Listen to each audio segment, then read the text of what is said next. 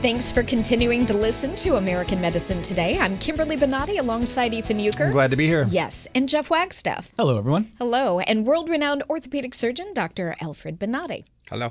With healthcare at the forefront of this year's election, who has the right answers? And how are we as voters supposed to sift through what will work and what's doomed to fail?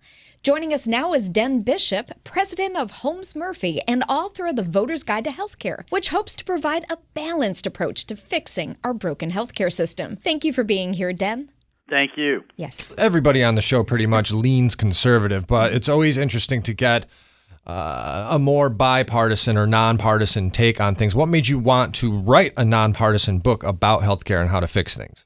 You know, I became pretty frustrated with past election cycles. On the Republican side, the constant call of repeal and replace without a plan to replace, and then the Democratic leverage of pre-existing condition fears in the midterm elections. And I started to see that healthcare has really become the number one item on both sides of the table. And if Americans don't understand what's really going on with healthcare, then it becomes really hard to have an educated vote. I understand being upset that maybe the Republicans didn't have a plan, but repeal and replace was necessary because all Obama did was present people with a fake insurance card, an insurance card where they felt they were all warm and fuzzy and protected. And then when they went to utilize it, they realized they had astronomical, quadrupled premiums and out-of-pocket costs, which didn't allow them access to any care. Obamacare was not the answer, clearly. It was also not the real enemy in times of healthcare, so it really didn't solve much. It created a little more complexity, but it cost us as taxpayers about $10,000 per year for everyone who received an Obamacare coverage. But it also displaced a lot of very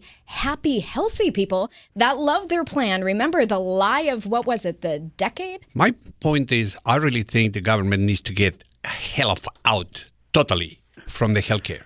The healthcare should not be an issue in this country if we just get some sort of a common sense and get the Democrats and the Republicans out of the deal, because they use this one as a toilet paper every time that is something that they need to say.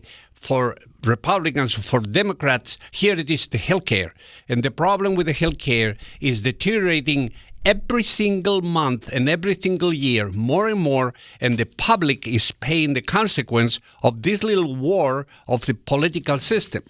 If we don't once for all pay attention and say, you are not going to talk about healthcare, and would say the doctors and the people should be in charge. Getting the government out of healthcare, if we went to start this thing again, we would never end up where we are today. About half the healthcare is paid for by the government, about half by private businesses and private citizens, and the two are not connected in any way, and that has given the politicians leverage. Medicare for All actually abolishes Medicare. It, in essence, is healthcare identity theft. The Medicare for All program that's being proposed has no choice. It's a single-source government-only solution that would, in my opinion, bankrupt the healthcare system in the country. And we take what's considered a more moderate proposal, like Mayor Pete's Medicare for All Who Want It. His proposal, and you can go on his website and see it, it does not expand Medicare eligibility by one single person. It creates a new program that he calls Medicare Lite. My fear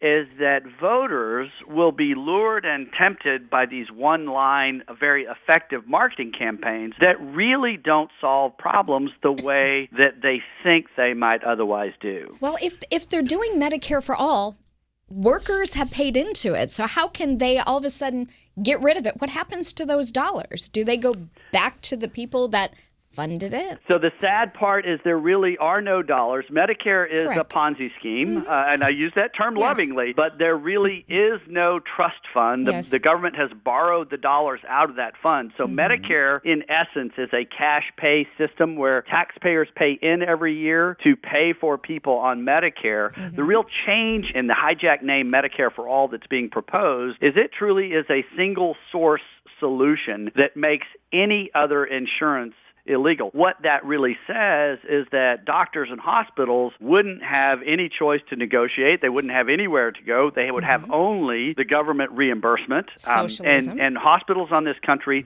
and private insurance receive 241% of what the government pays. There's a massive difference that's there. It would move everything to the lower funding rate, and patients would have no choice. They would They would have only, effectively like saying if you had a choice, if you could file your taxes with the IRS or another agency, most people would probably choose another agency because the IRS doesn't have great customer service. Correct. That, in essence, is what's happened with single-source government solutions for other areas. All this thing puts my hair in spikes.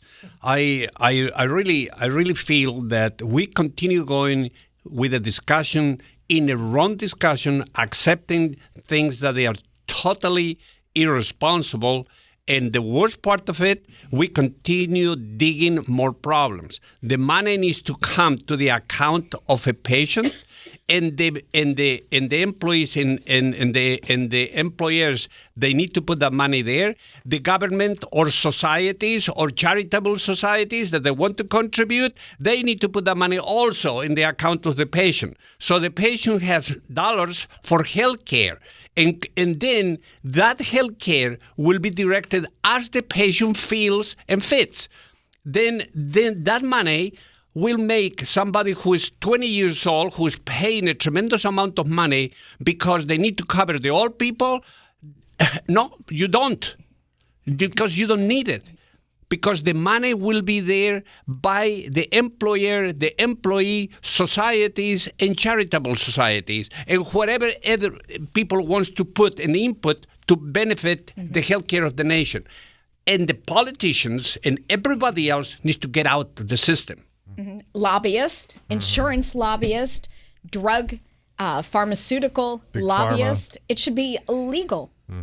And I bet we have a huge reduction in costs. Hey, Dan, we're out of time. Well, where can people get your book? You know, the book is available on Amazon.com, Voter's Guide to Healthcare. So hopefully voters will get themselves educated, listen to radio shows like this, and vote with an educated mind towards healthcare. It's the number one issue, important for people to understand. Absolutely. Thank you again, Den Bishop, president of Holmes Murphy and author of The Voter's Guide to Healthcare, which hopes to provide a balanced approach to fixing our broken healthcare system. Thank you for being on the show. Thanks, Dan. Thank you very much. Have Take a great care. one. Thanks. Bye-bye. Well, that wraps up American Medicine Today. Make sure you check us out again next week.